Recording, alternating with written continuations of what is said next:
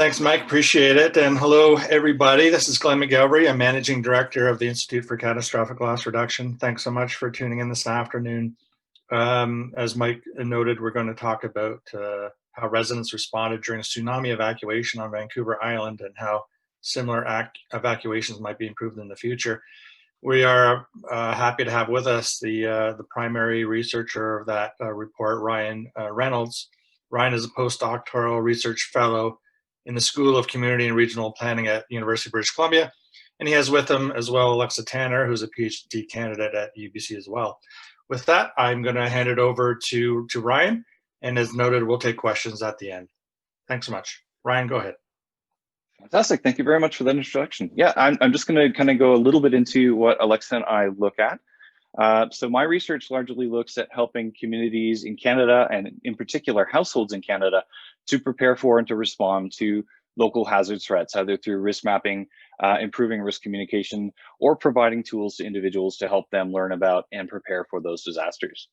Alexa, as you heard, is a PhD candidate at the Institute for Resources, Environment and Sustainability at UBC. A large part of her research focuses on understanding how people perceive risks and how we make risk management decisions associated with natural hazards. These two pieces really come together really well for this particular project, so I'm really excited to talk to you about it today. Now, before anything else, I'd really like to thank the ICLR, not only for hosting today's webinar, but also because they're the funding agency that allowed this project to happen in the first place. So again, thank you guys very much. Today's talk is basically broken into 4 different parts. I'm going to go through a bit of an introduction, introduce the study area we'll be talking about and what happened during that day that we had a tsunami warning and evacuation. I'm going to very quickly go through our approach, address some of the findings that we have coming out that are also repeated in our report, and then go through some of the recommendations, not only applicable to earthquakes and tsunamis, but also to some other hazards as well. And at the very end, we're just going to address one single slide looking at how pandemics might need to have us alter how we respond to these types of evacuations in the future. So with that, I'm going to get started with the introduction. Most of the events I'll be talking about today occurred on the morning of January 23rd, 2018, so a couple years ago now, but still definitely relevant to the situation we face here in Canada. For those who might not be familiar, Port Alberni and the Alberni Valley in general are located on Vancouver Island. Vancouver Island is located off the west coast of British Columbia. Now, if you're not necessarily familiar with the location, it's located west of Nanaimo and Parksville. And if you've ever traveled to Tofino or Likulit, you've definitely passed through this location.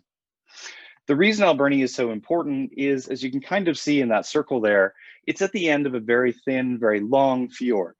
And that fjord has an amplifying effect on tsunami waves. So any waves traveling past the island will be captured into Barclay Bay. And as they pass through the inlet, they become larger as they go through and eventually hit the Alberni Valley and the city of Port Alberni. Alberni is definitely no stranger to tsunami events. In 1964, following the Good Friday earthquake and tsunami, they were impacted in that region. The lower waterfront area was in many ways destroyed, over $10 million in 1964 worth of damage. That's roughly 83, 84 million today. As you can see, homes were ripped off of their foundations. They were in some cases moved up to 2 blocks away. Cars became boats, and trees and other debris really destroyed that particular area. So it's definitely led in many ways to a very tsunami aware community. But as that event fades into the past, it's important to keep that memory alive. Now, currently, if you look at the city of Port Alberni, which is shown here as the dashed boundaries, you can kind of see that the Alberni Inlet comes in here, hopefully my mouse is showing, in the southern portion of the map here. And the Somas River is this kind of C shape in the middle of your screen, hopefully. The light blue area represents the official tsunami inundation zone. And this is roughly a 20-meter elevation zone throughout the community. Now, as you can see, it affects the entire west coast of the city. And in fact, is stronger up in the north end where the area is a lot flatter than in the southern end where we have a lot more hills. Those blue diamonds throughout represent the 6 tsunami warning towers that are located both within the city of Port Alberni and on adjacent First Nations community lands. The green diamond there represents the official reception center for the community, what I'll be calling the Echo Center for the rest of today's presentation. Excuse me. So the morning that we're going to be talking about is January 23rd, 2018, and it really gets an early start for us with a magnitude 7.9 earthquake being detected by the National Tsunami Warning Center at roughly 1:31 in the morning. So that's the star showing on the map to your right there, and the circle represents where the Alberni Valley is. As you can see, the earthquake shaking was felt throughout southern Alaska and into central Alaska and down the Panhandle, but was not felt on the island itself. This event really starts a timer for us as we move forward. The National Tsunami Warning Center issues its first tsunami warning approximately 5 minutes after the event was detected at 1:36 in the morning. And this, as I said, really is the first notification that anyone in public or in the official world has of this particular event as a possibility. It's not necessarily certain that a tsunami will happen at this stage, but it's a possibility. Shortly thereafter, at about 2 hours and 40 minutes remaining before that event were to hit Port Alberni, we see that Emergency Management BC makes their first contact with officials in the Alberni Valley. And in this case, they contact two officials, the Chief Administrative Officer for the Alberni-Cloquet Regional District and the CAO for the City of Port Alberni. That's because these two officials represent the potential heads or directors for the Joint Operated Emergency Operations Center for the Alberni Valley. So they both received that warning at about 1:50 in the morning. And the way this works is the area at most risk was the north end of the island. And so EMBC starts contacting communities in the north and then quickly heading south as they go. Now, from this point, officials have to start determining what they're going to be doing. And the first act is to officially open that Emergency Operations Center. And so the first person on board there is Tim Play, who's the CAO at City of Port Alberni. And at 2:15, he officially opens the Operations Center. Following pre-arranged protocols, notifications are sent out to various staff by telephone, text message, and pager to get as many of them into the office as quickly as possible to begin the official response. At the same time, elected officials are being notified as well to keep them in the loop. However, the decision-making power in this case rests with the acting director, Tim Play. Now, throughout this process, what they're trying to do is to ascertain whether or not an actual tsunami is occurring. And so they have some time, roughly 2.25 hours before that tsunami will occur. And so they want to make sure if there's going to be an evacuation that they really need to have the evacuation. The reason for this is an unnecessary evacuation causes many problems in and of itself, not least of which is a very strong potential for injury in terms of slips and falls, but also through vehicle accidents. There's definitely issues related to just the cost of operating these sorts of situations. And then finally, there's the reputational cost that can happen. They don't want to necessarily call wolf, so to speak, by saying that there's something there when there isn't. That said, on the other side of things, they still have a final cutoff where if they don't know for certain, they have so much time they need to evacuate the city just in case. And in this case, that's roughly an hour and a half before the event. I'll be coming back to that a few times, so don't worry, it's coming back. Now at 3 a.m., the final decision is kind of taken away from the director, and at this point, they need to begin evacuating the city, even though it's not clear whether a tsunami is in fact coming or not. So at 3 a.m., everyone living in the inundation zone, hopefully, starts to hear an incredibly loud siren that's coupled with a public address system that are giving instructions to evacuate the inundation zone. At this point, those warnings are being given in both a male and female voice because we know that sound travels differently for different frequencies through that area. As I said, this is coming from those 6 towers located throughout the inundation zone, but obviously sound travels, so it is being heard through much of the community. Shortly thereafter, we also begin to see local radio begin broadcasting, or in this case, rebroadcasting those instructions. There's about an hour and a half remaining, and people are, in fact, starting to evacuate. Some in as quickly as 5 minutes or less, and some are going to take quite a bit longer. Now, over the next little period of time, people start traveling to their safe destination points. For some people, that was the Echo Aquatic and Fitness Center, which is the official evacuation center, or what in their local parlance is called a reception center. Excuse me, reception center. So this center provides basic registration services, some first aid, and some basic refreshments in terms of water. But more importantly, It's a place for people who don't have somewhere else to go. In this case, the ideal situation is that we have people go to the homes of friends or family located throughout the community. So at this stage, when the doors open, roughly an hour after the evacuation started, we start to see a couple of people kind of come to the community center and they start to be assessed for registration. At this stage, there's roughly a half an hour remaining. At 4:30 in the morning, EMBC contacts the EOC and officially informs them that the tsunami warning has been lifted and they can stand down. And within a minute, that warning is actually being sent across the city so that everyone knows it is in fact over. Now this begins another timer, the timer for reassessment of this event. It's a learning experience not only for the public, but also for the officials, and also for us actually. Shortly thereafter, criticism of this event was quick to follow, and we start seeing reports in terms of local news, regional news, and even hitting places like the CBC. The focus on this looks at a lack of response on social media and the web. Partly that's because we don't have the communications director involved at the EOC for this particular event, and so those messages didn't go out.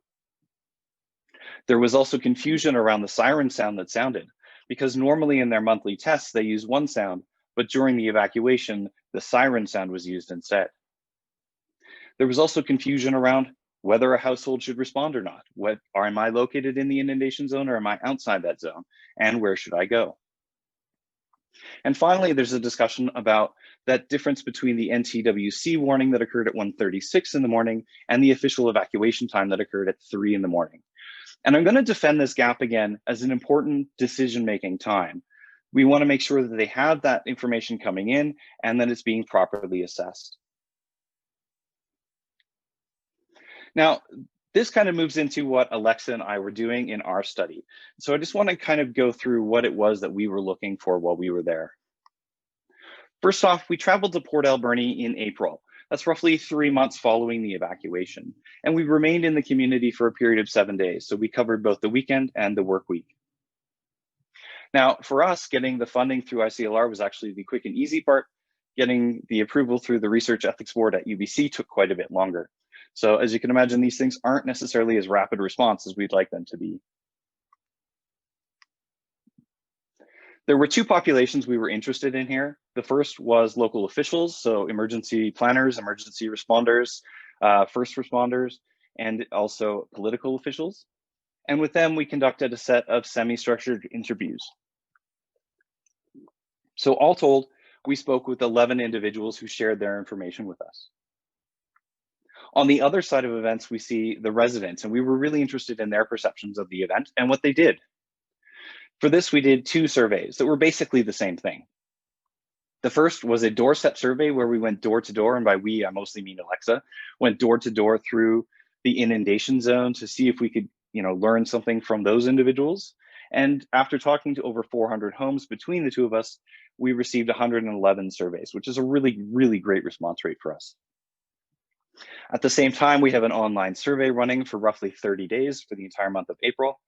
And that survey received 353 verified responses for that location. So over 460 responses from the public on that, which is fantastic.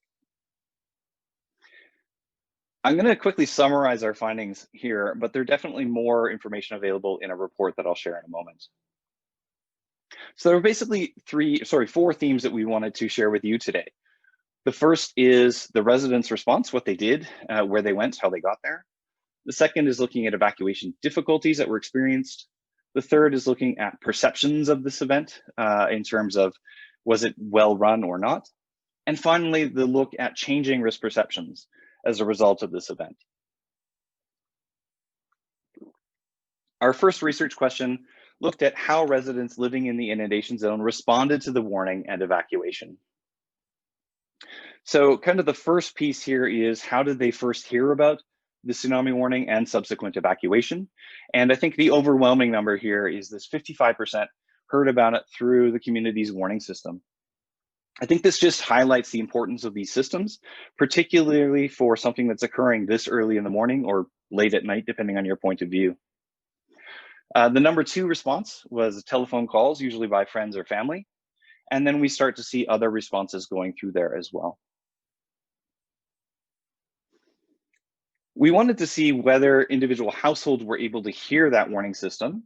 And when we asked that question of them, over 87% indicated that the tsunami was in fact audible at their home, with an important caveat. Not all of those were sufficient to wake people from a sleep, particularly for deep sleepers and people on medication. There were also issues about the verbal instruction piece. In some cases, they were too quiet, they were garbled, or they were simply too difficult to understand due to echoing. It's that 9% that's a bit of an issue, and I think at this point the city is well aware of that, and they're doing their best to make sure that that 9% is included as best as they can, but that's never probably going to be a 100% situation. Now, in terms of whether people actually evacuated or not, that's a really important question, and we want to break it into two groups. The first group is those living inside the inundation zone, and the second is those living outside of that zone.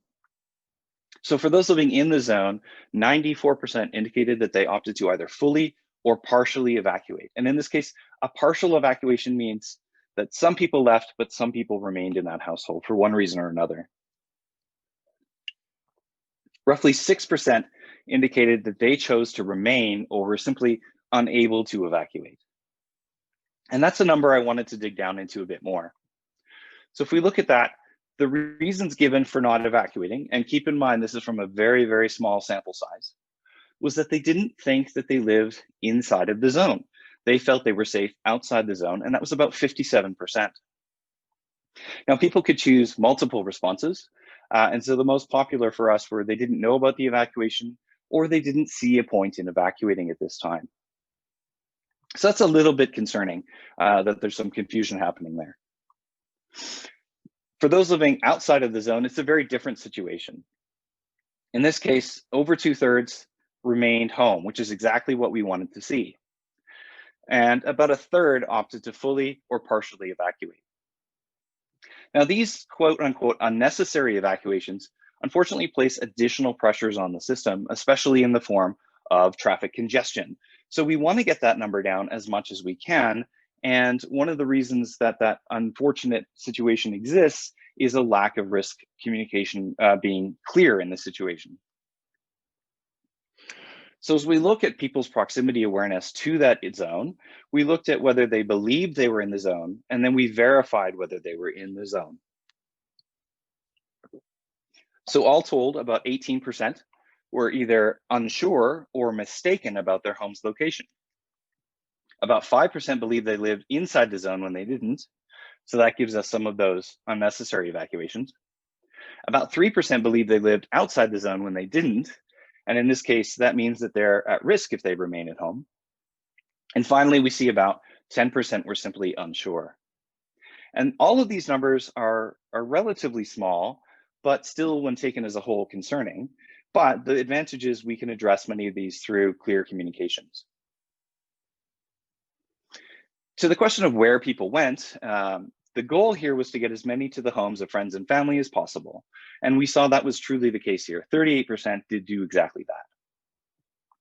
Another 34% traveled to local parking lots at Walmart and Canadian Tire and the Superstore.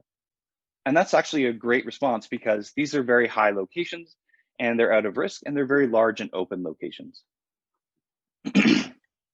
We had a number of people traveling to what we call the Hump, which is a high region just outside of town, and also people traveling to other communities in the area. Now, this is less ideal because people are traveling further away from emergency services during an evacuation. If they have an emergency, they're not going to be able to be responded to as quickly. And for the more practical side of things, there's no bathrooms on that route. So if you have small children, that may not be a good idea either. Finally, I'd just like to highlight the Echo Center here that shows up. About 2% reported traveling to the Echo Center as their final destination. Now, as I said earlier, this didn't open for 1 hour before after the evacuation. And so that number might have been bigger if it was open earlier, but at the same time, not many people required those services, so maybe not. In terms of how people evacuated, the first method by far was by vehicle, and I don't think anyone's going to be surprised by that. We did see about 4% of households started on foot. Some of those reported receiving rides partway through their evacuation. Now, if you're on foot, that's not necessarily a bad thing if you live very close to the edge of the boundary of the zone. And in fact, in some ways, that's responsible by removing traffic if possible. But if you live deep in the zone, it is definitely a concern. Roughly 5% of households reported using 2 or more vehicles to evacuate. And again, if you have enough people to fill those vehicles, that's not a big deal. But if you're just bringing along 2 cars for a 2-person household, that's definitely doubling your impact on this event. One question that didn't actually get into our report is how long it took people to evacuate. And so I'm looking here at the total time from when people first heard about the event, whenever that was, to when they made it to their safe destination, wherever that was.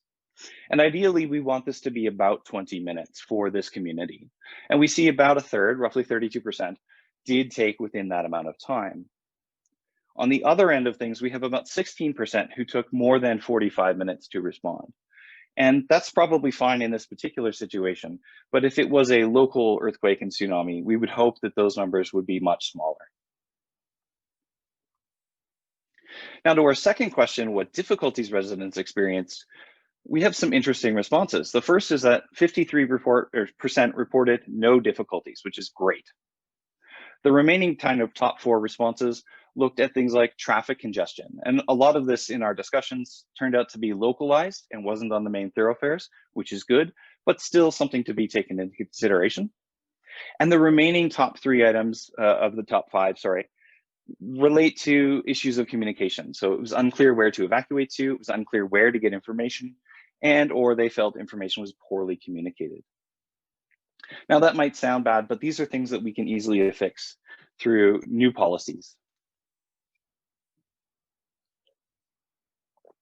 Finally, we looked at the signage in the community. And this response is quite interesting to me for a couple of things. We wanted to see if the signs were clear. And about 22% indicated that they were not certain about that. And then we have an almost even split between saying, yes, it is clear, and no, it's not clear. What might be happening here is it's possible some residents have become blind to the signs just due to familiarity. It's possible that some don't travel those routes very often, or it may be that there are too few signs, they are too small, or they're simply not visible. Again, these are issues that can be relatively easily fixed.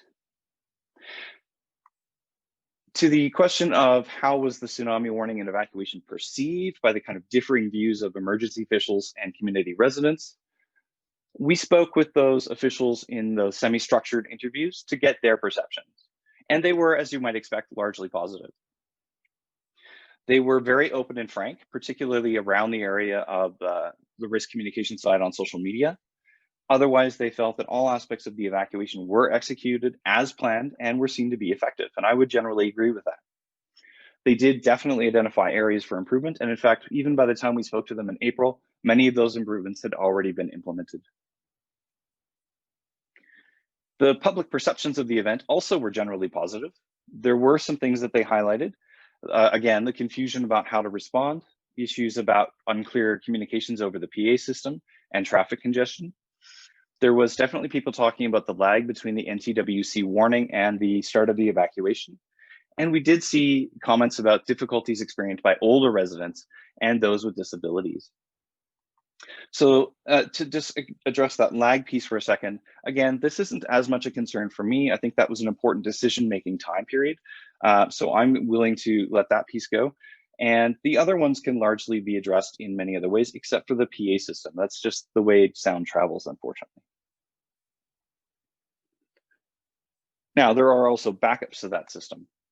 I believe the city and regional district were reasonably prepared. We see about 58% felt that that was the case, with about 32%, almost a third, saying that they weren't. To the statement, I believe officials conducted the evacuation in an appropriate manner, more than 2/3 indicated they felt the evacuation was appropriately conducted. Only about 18% felt the opposite. To the statement, I believe the evacuation instructions were clearly communicated during the evacuation. Only, well, actually less than half indicated that they felt that was clearly communicated. and a similar amount felt that that was not the case. And so that's an area that they knew they had problems, and they've certainly tried to address. And finally, in this section, to the statement, I believe that given the information that was available at the time, the decision by emergency managers to evacuate was in fact the correct choice. We see that something like 87, 89% of people felt that was the case, and only 7 felt that was not the right choice. Finally, we wanted to look at the concept of risk perceptions and the change of those risk perceptions following this particular event. The way we measured this was to ask what they felt the risk was to their household prior to the event and then after the event. Now, just as a caveat, again, both questions are being asked after the fact, so that definitely colors these responses a little bit. Now, the absolute values of their perceived risk are less important to us than the relative change shown between the pre and the post numbers. And we're going to use a slightly different grouping here. These are people who believe they either live inside the zone or believe they live outside the zone. For those that live inside the inundation zone, we do see higher absolute perceived risk, but the overall change is very, very slim, and in fact, not statistically significant in this case. This probably indicates that they have already internalized that risk, and this didn't do anything to change their perceptions. For those living outside of the zone, however, we definitely have a significant risk change from pre to post with an increased perceived risk change here. This might be because they haven't already internalized that risk in the same way as their peers have inside the zone, or it may be that they're finally realizing that this is a community-wide event, and just because my home isn't being impacted doesn't mean my community and in fact myself aren't being affected. We did check out whether there was an increased sense of worry or fear as well as a result of this issue. And the languaging here is just going to be a little awkward, I apologize. But we see that more than half indicated that this really wasn't the situation for them. They didn't feel additional fear, regardless of which group they were in. We do see a little bit more uncertainty for those living outside of the zone. And we do see slightly more worry and fear for those living inside of the zone. And I suspect as time has passed, that sense of worry and fear will have abated somewhat. Whether this event will actually impact how people responded is also important to us. So this is kind of addressing the issue of crying wolf, for example. And what we see is that in both groups, 47% living inside the zone and 67% outside the zone would do nothing different. So if they evacuated, they chose to evacuate again. And if they didn't, they would choose to stay home again. Two areas that are of particular interest for this chart is this 13% showing here for those living outside of the zone that are going to be less likely to evacuate. And that's actually a good thing because that removes some of those extra cars from the road and reduces some stress on the system. For those living within the zone, many people indicated that they were more likely or much more likely to evacuate, and only about 4 said the opposite. Now, this may be because they have experienced some trauma or negative event during the evacuation, but it does mean that they may be remaining home when they're still at risk. Now, we have a lot more information on this particular piece in a journal article that the two of us wrote, and hopefully Alexa can link that in the chat here. I'm not going to spend a lot of time on it, but it does go into that kind of idea of risk perceptions in a lot greater detail. All right, finally today, I just want to talk about some of the recommendations that we have coming out of this, and these are going to focus largely on risk communication and evacuation. While they are most applicable to smaller communities facing tsunami threats, they are also generally important as we go across the system. So just because you don't have tsunamis doesn't mean these might not apply to you. The first recommendation is really to make communications a part of that front line for responders. So in your pre-planning, the communications team needs to know exactly how they're going to integrate into the EOC and be active participants in all scenario planning and exercises. The team should be aware of any planned evacuation scenarios and have messaging prepared for those in advance. Key scripts, websites, social media passwords, and contact information should obviously be prepared and ready to be picked up immediately. I don't know why there's a 9 there. During the evacuation, we need to ensure that communication representatives are part of that first notifications team so they can be in the EOC or wherever you're responding from as quickly as possible. If an evacuation is likely, then it's important that they be given as much notice as possible to prepare those messages to go out the moment the evacuation is called for. And as we found out in this particular event, it's always important to have at least one backup communicator who's aware of those plans, even if they're not a communicator themselves, so that they can fill that gap in the event the primary individual or team is away, unreachable, or, as is often the case, directly impacted by the event. Our second recommendation is to make sure that you're going where the people are located and not making them try to find you. So what we mean by that is trying to cover all of the bases about where people are going to be looking for this information. It should be available on your website. It should be available through your official social media accounts. And you can expect it to also appear on traditional media and their websites as well. Some people, depending on the size of your community and the structure of your community, have even said putting up a sign in front of the White House, the City Hall, would be the easiest way to do that for them in that particular community. But it might also mean changing road signs, for example, to communicate that information. And secondly, ask the community what they're looking for. Don't just assume you're going to be right, because it turns out we're right most of the time, but not all the time. So people are going to want to know who's at risk, where they need to go, how to get there, and what to bring for certain. But there's also going to be other questions that they might have. Now, in the actual event of an evacuation, you need to cast as wide a net as possible to ensure all official media has been linked, and that all of that links back to your information. You need to be the single source of truth for these events and not hand that off to media or someone else.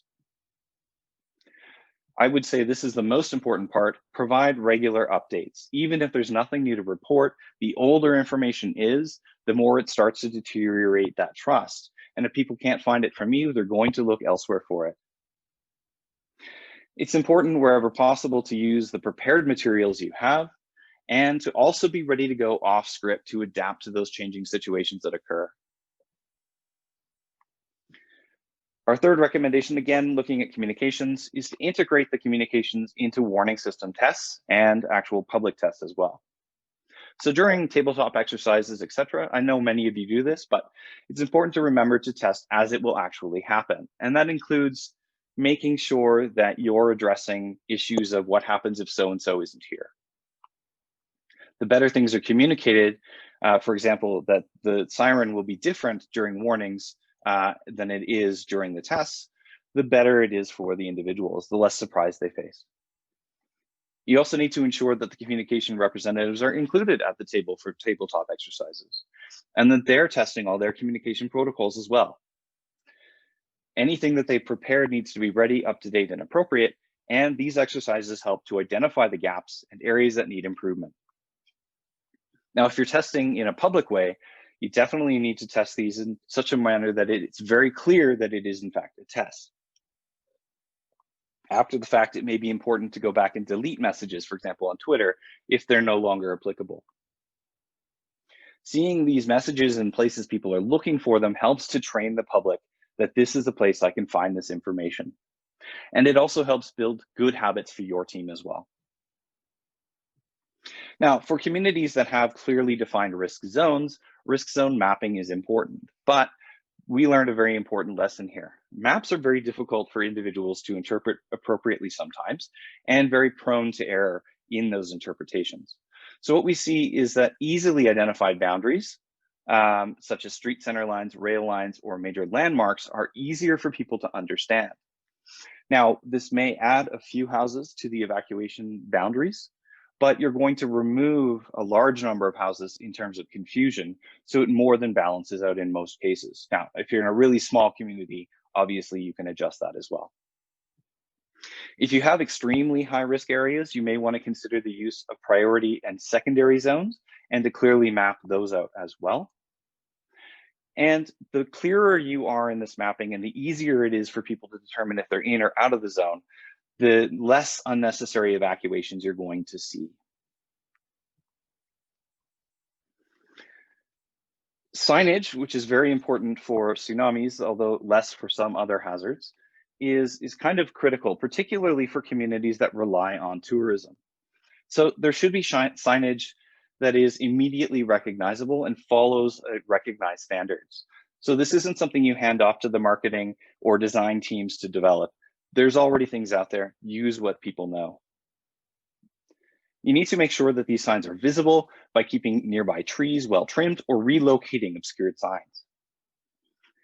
It's important wherever possible to identify entering and exiting locations for these zones, and not just on major routes either. Signs to identify official evacuation routes need to be clear and show the direction to safety. And finally, signs to locate official evacuation centers or muster points are a must, again, particularly if you have a large number of tourists in your community. Coming from New Zealand, we have a number of other options coming. One I'd like to highlight is road markings. And these are really clear, they're unambiguous, they're right on the road, they're harder to miss than a sign potentially. And they're very great at just saying, here it is every day. So you drive past it, you see it. It's very hard to miss.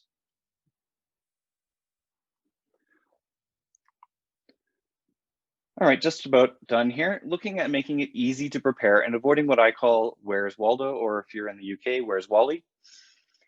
It's making it really easy for individuals to learn about local hazards, either through your website that describes that information or through sharing that information from more official agencies like NRCan or your regional district. Where you have known risk zones, sharing that information helps people to make decisions and to plan better. Providing information about household preparedness activities or linking again to authoritative sources is very useful. And make sure that this is very easy to find from your homepage. So don't bury this 3 or 4 levels down. And in the event of an emergency, make sure this information is quick and easy to find right at the top. Include information that residents need to know about local hazards and their own household preparedness by making it part of your social media, campaigns. So this is just a regular thing that you fit in, whether that's weekly or just at random is fine, as long as it is regular. You may want to adjust those messages occasionally to fit the specific needs of special groups like older adults, those with very young children, people with disabilities or pets, individuals who are transit reliant or have no vehicle, and those with low income, where you can adjust some plans to fit a lower income situation, and definitely those living in especially high risk areas. Now, finally, and this isn't in our report, Alexa and I have brainstormed briefly looking at how pandemics like we see with COVID might affect the situation during an evacuation. Now, not unexpectedly, we recognize that life safety will usually need to supersede any pandemic response during a potential disaster, but accommodations can certainly be made. There's definitely a notification that there's going to be increased hesitancy in the public to evacuate if they know they're going to be in much more contact with potentially sick people. At the same time, we recognize that we know there's going to be a larger vulnerable population than might otherwise be the case. And finally, we might have additional households who are simply unable to evacuate due to illness.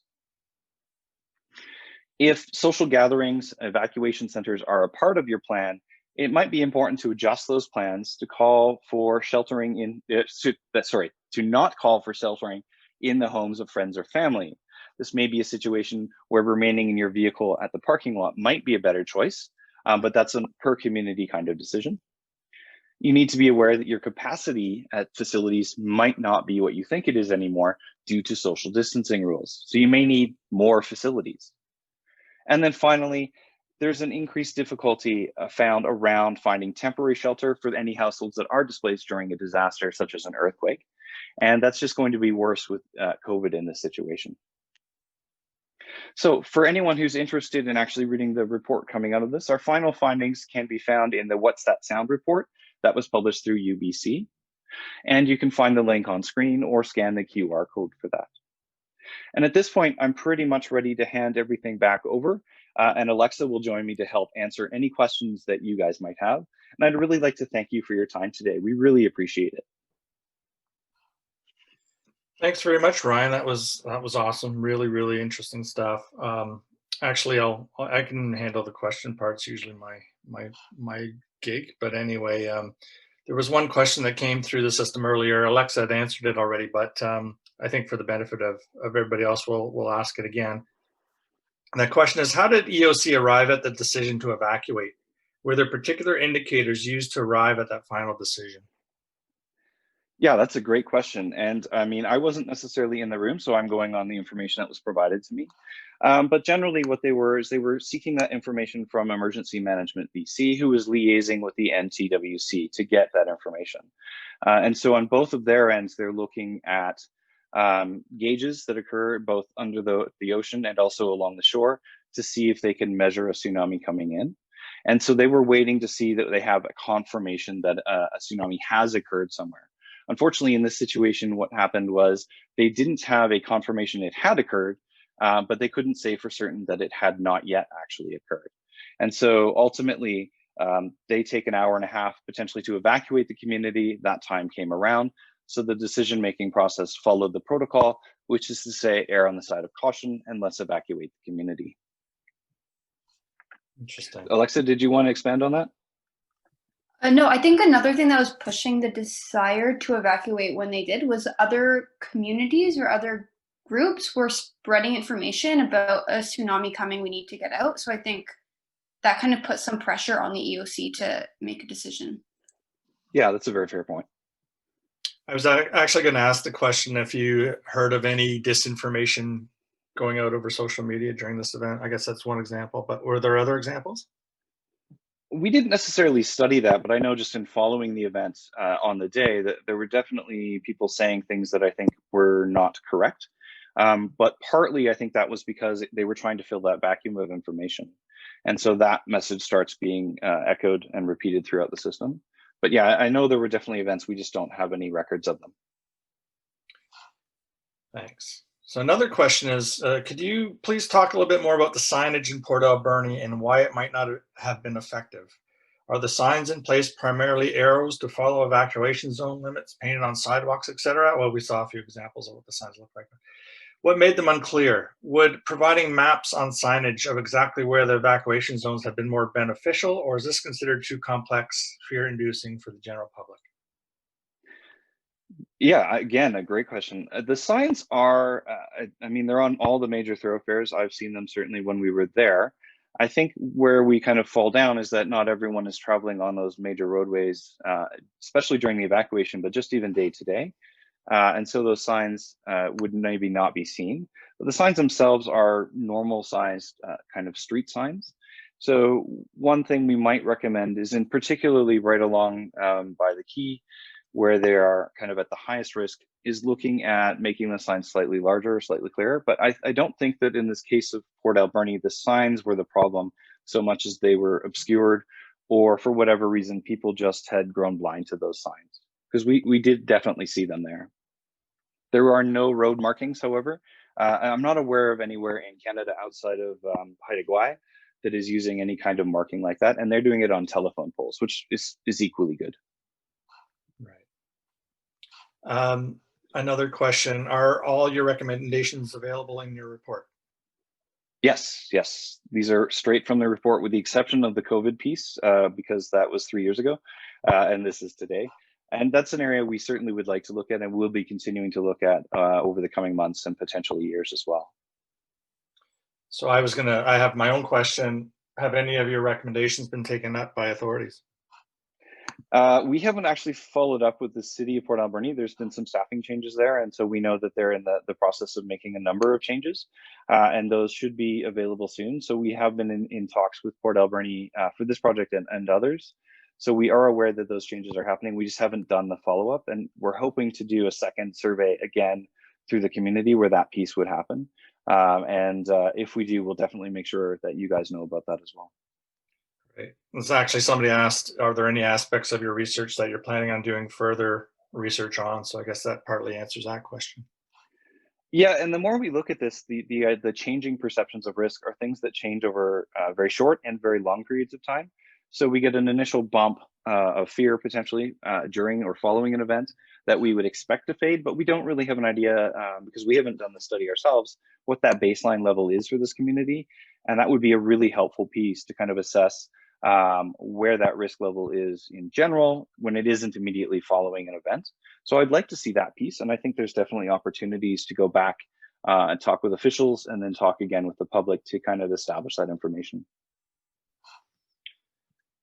We have another question from actually an earthquake researcher that we know well at ICLR. Is it feasible to mail information about tsunami risk to each household and required is included in house sales or rental agreements? I guess the question about feasibility is going to be up to individual communities and their budgets. I do know in the situation for Port Alberni and in general, the Alberni Valley, they do make pamphlets available. And if I remember correctly, those were being included in packages sent to new people living in the community. But I do think having it become formalized as part of sales and rental agreements would make a really big difference. We did speak with one individual living right on the edge of the river there on the days we were there, who had moved in 3 days prior to the event and was completely oblivious to what a tsunami is, let alone what the siren meant. And I think having that as part of the rental agreement or sale agreement would have helped to clear that up. Even if they didn't read it, at least they would have seen what it was when it was handed to them. But I think there's a lot of different opportunities as we move into the digital age. We have the potential for social media and apps for getting that information into people's hands as well. And I think having it on websites is key, but actually sitting down and saying, here's a piece of paper is really important, particularly for people who aren't necessarily as tech savvy. Right. Well, we have this discussion on the flood side all the time, and whether flood risk should be disclosed at the time of purchase or rental. And we find that one of the biggest obstacles is local politicians who will argue that, oh, you're going to drive down the cost of the price of the real estate, the value of the real estate, which is only partly true. It's a real mixed result when you look at the research. But for the most part, we find that real estate values, if they're negatively impacted at all, do bounce back in very short order. We do have one study, and it's coming out of the States, and I'm sorry, I don't have the name right off the top of my head, but they did look specifically at tsunamis and housing prices, and they assessed that there was an immediate dip of about 1% in housing prices, and that lasted for approximately 2 months before it rebounded to what would be expected. And so what I'm thinking is that there are many decisions that have to go into deciding on a home or not, and that this one is probably very low on your average person's priority list, unless that risk is very extreme.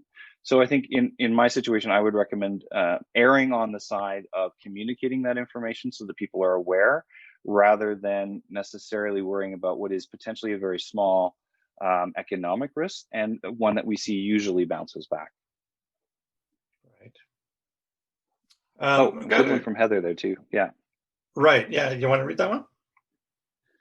Sure. So, hi, Ryan. It's Heather Zenner from the ACRD, the Alberni Regional District. We're working to improve our emergency program in the Valley and implement our recommendations. We're rolling out an emergency notification system on Monday, which is fantastic.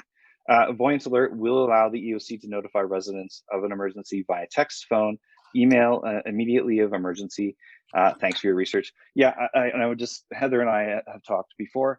Absolutely, the Voyant Alert system is used elsewhere, and it's definitely a good system for getting that information out in many different ways.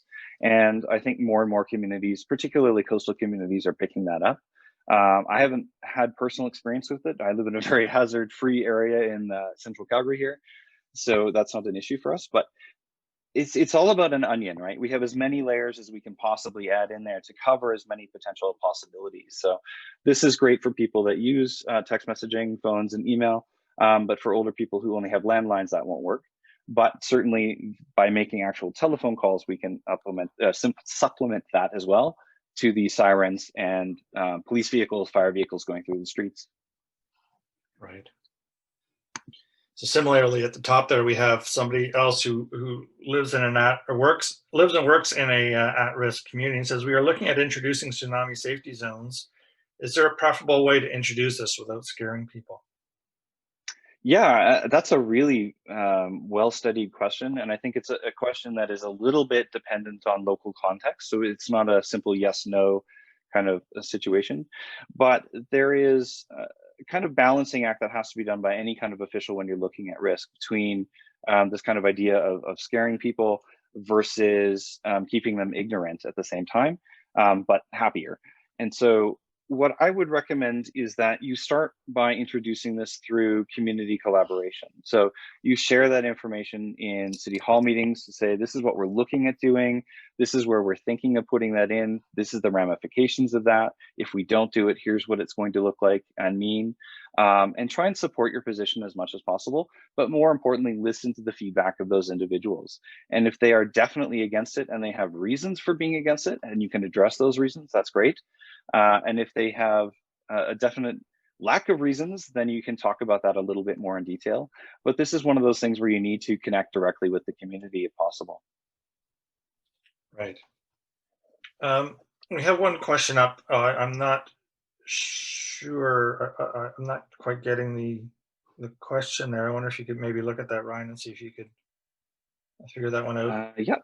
It does start off by saying great presentation study, and we got multiple remarks from attendees today that this presentation was awesome. Yeah, so this is specifically addressing the fact that as the wave came through, so there was definitely a wave that came through, but it was very, very small. In this case, it was about 15 centimeters, as they're saying here. And the issue with waiting on a wave to hit before you make a decision, obviously, is that it could be potentially too late at that point. What we were looking at in terms of what EMBC was looking at, what the National Tsunami Warning Center was looking at, and many others, is tidal gauge data up and down the coast in Canada and in the US, so in Alaska in this case, to see what that information is. And for whatever reason, there was a break in that communication between wherever those gauges were happening and the Port Alberni region. And so they didn't necessarily have a go, no go at that point. And it wasn't until 4:30 when EMBC officially gave them that no go. So that's basically the decision data that they had to work with. And as I said earlier, they have a cutoff. At this point, if we wait any longer, we can't safely evacuate people. So we really do want to make sure that that's happening if we cannot do it based on good, solid data. So I would definitely say that there was concern from officials that they were acting on incomplete data, but they also felt that this was the safest course for them to do. And I think that most people in the public, once they're made aware of that, are happy to go with that as well. I think what this does speak to is a need to improve tsunami monitoring, and we're definitely doing that. I would definitely direct you to work being done by Oceans Network Canada and EMBC along the west coast of Canada and into the US, where they're putting tsunami meters basically underwater and also improving how gauges are responding and reporting their information. Excellent. Personally, I was wondering, did you at all look at other international events? I'm thinking, 2011 Tohoku and Boxing Day Tsunami in 2004. Did you look at any international events and to see what's being done and best practice and that sort of thing? Yeah, so we did a literature review that looks at both practitioner literature and also academic literature, kind of for the major, more recent events, because we're in an interesting time period as technology and communications change. And so going back too far isn't necessarily as helpful as we'd like, but we definitely had the Japanese tsunami in 2011. We certainly have had other tsunamis that have occurred throughout the entire world over several years, and all of those help to feed our kind of best practices. We also looked outside of just tsunamis to kind of general risk communication best practices.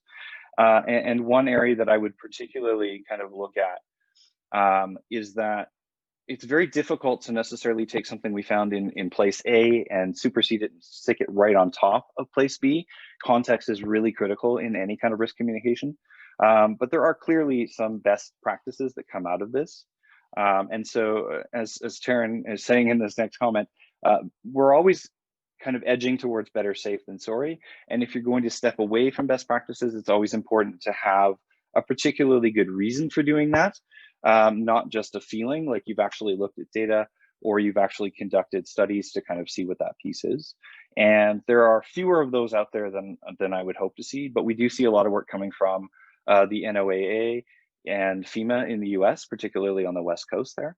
And certainly, definitely coming from Japan, although there's a slight language barrier there for me because my Japanese is not very good or really existent at all. Right. Okay. One last question that I had, and if others have other questions, they can put them in the Q&A box. But I was wondering, to what do you attribute the excellent survey response rate that you got? It was enviable, fantastic response. And what do you think drove that? Yeah, I don't know.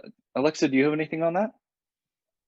I think when we knocked on people's doors, they were really excited to speak to us. Like when I was knocking on doors, I was concerned I'd be told no 90% of the time, but instead it was like, oh, fascinating work. I'd be happy to talk to you, tell you about my experience. And it was just a conversation about tsunami risk in the area. And of course, we were asking specific questions. So I think it showed a big interest in the topic and the concern that the event had and raised that awareness and wanting to know more. Interesting. Yeah, I think the fact that it was in the zeitgeist was really important. And I think anyone who's been to Port Alberni knows the people are really friendly anyways. But this blew away our expectations. We had hoped for, between the two surveys, maybe about 100 responses. So we more than quadrupled that amount, which was really fantastic and allowed us to look at pieces that we might not otherwise have done. So a huge thank you to everyone that participated. Yeah, excellent. Question online: for clarity of mapping, are there guidelines you would recommend? The zones by block is an interesting suggestion. Yeah, we don't have any solid recommendations at this point, other than what's in our report. And I would like to spend more time looking at that. And I think a follow-up study in Port Alberni might allow us to kind of delve into that in a little bit more depth. But certainly, if you look at what is happening in Japan and also in places like Oceanside in the US, there's definitely recommendations about what pieces kind of fit better there. And again, context is really important. And you're going to have to know what your community is best at receiving. So hopefully you do those communications. Right. How do you anticipate the use of Alert Ready alerting by EMBC will change response in future tsunami warning events? Yeah, so for those who might not be familiar, Alert Ready is basically a mobile alert system that goes through to mobile phones.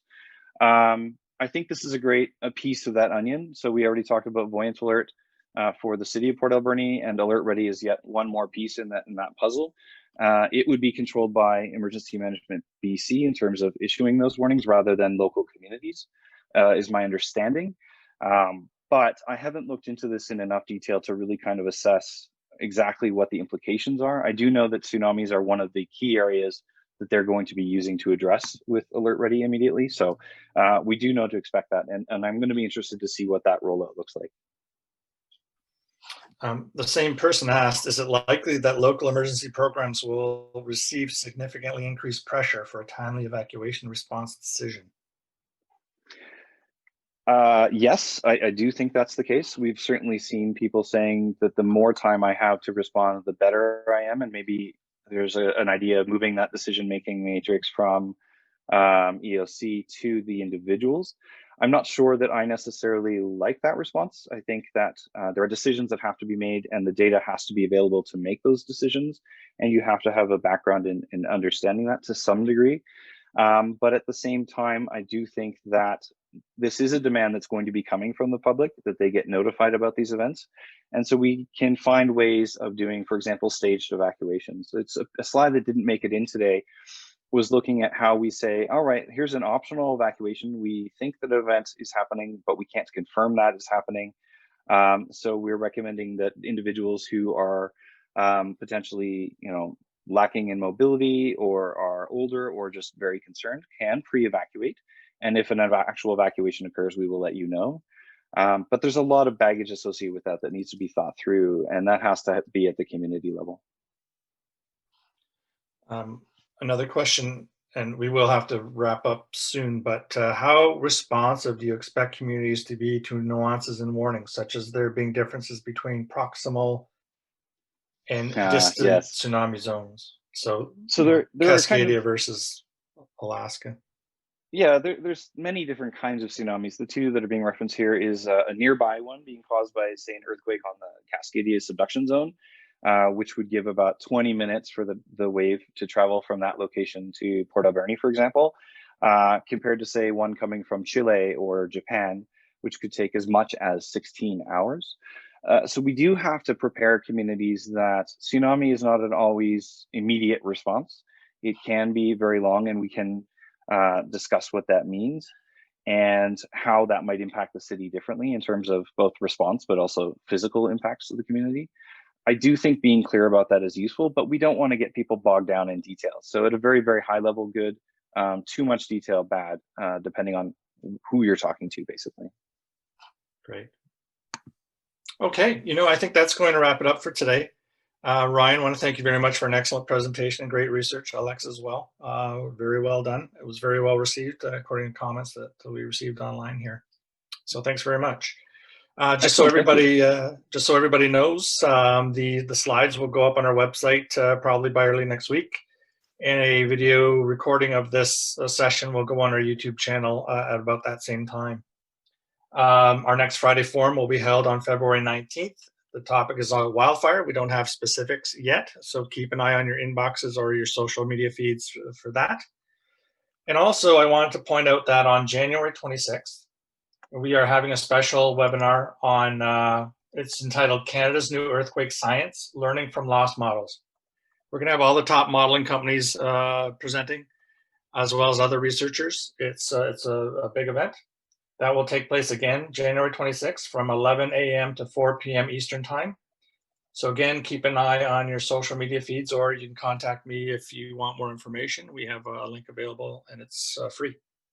Thanks again, Ryan, Alexa. Thanks everybody. Take care and stay safe. Thank you.